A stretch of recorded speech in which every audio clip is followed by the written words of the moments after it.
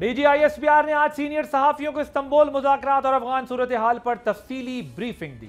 पाक फौज के तर्जुमान ने वाज़े किया कि बस अब बहुत हो गया, अफगानिस्तान सरहद पार दहशतगर्दी खत्म करे, हम अफगान तालिबान से सिक्योरिटी की भीख नहीं मांगेंगे। उन्होंने बताया कि मुज़ाकरात के दौरान अफगानिस्तान से दरअंदाजी की कोशिशें की गई, जिसके एविडेंसेस सालिसों के सामने रखे गए हैं, जिनमें TTP और TTA के मुलव्विस होने के वाज़े शवाहिद मौजूद हैं। इस हवाले से उन्होंने वजाहत की कि जब हम अफगानिस्तान की बात करते हैं तो इससे मुराद गैर कानूनी अफगान हुकूमत होती है, ना कि अफगान अवाम। इससे मुताल्लिक सबूत सीनियर सहाफ़ियों के साथ शेयर करते हुए उन्होंने बताया कि पाकिस्तान में अफगानिस्तान से होने वाली दहशतगर्दी में अफगान फौज के सिपाही भी मुलव्विस हैं। 3-4 माह में अफगानिस्तान से दरअंदाजी के दौरान दहशतगर्दों को मारा गया है। मारे गए इन दहशतगर्दों में 60% अफगान बाशिंदे शामिल थे। इन कार्रवाइयों में अफगान फौज के सिपाही भी मारे गए।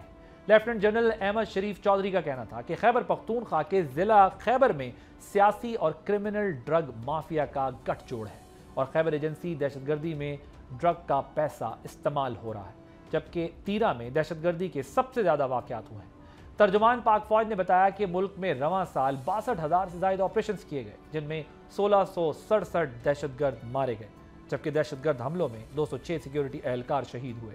उन्होंने ये भी बताया कि सिक्योरिटी फोर्सेस ने झड़पों में 206 अफगान तालिबान और 100 से ज़ायद TTP के दहशतगर्दों को हलाक किया है। जनरल अहमद शरीफ चौधरी का कहना था कि पाकिस्तान ने अमरीका को अफगानिस्तान पर हमले के लिए अपनी सरजमीन इस्तेमाल की इजाज़त नहीं दी।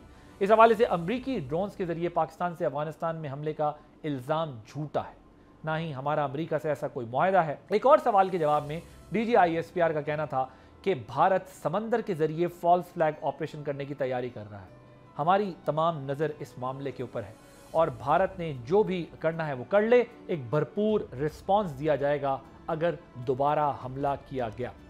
गजा में फौज भेजने के सवाल पर उनका कहना था कि ये फैसला हुकूमत ने करना है, ये फैसला अभी हुआ नहीं। अगर ये फैसला होगा तो हुकूमत रियासत पाकिस्तान ये फैसला करेगी कि वहाँ पर फौज भेजनी है कि नहीं।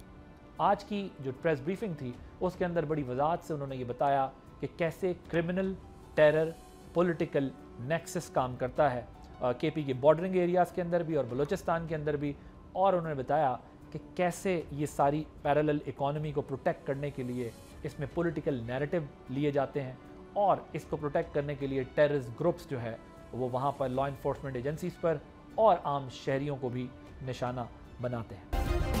सब्सक्राइब करें और बेल दबाएं ताकि कोई खबर रह न जाए।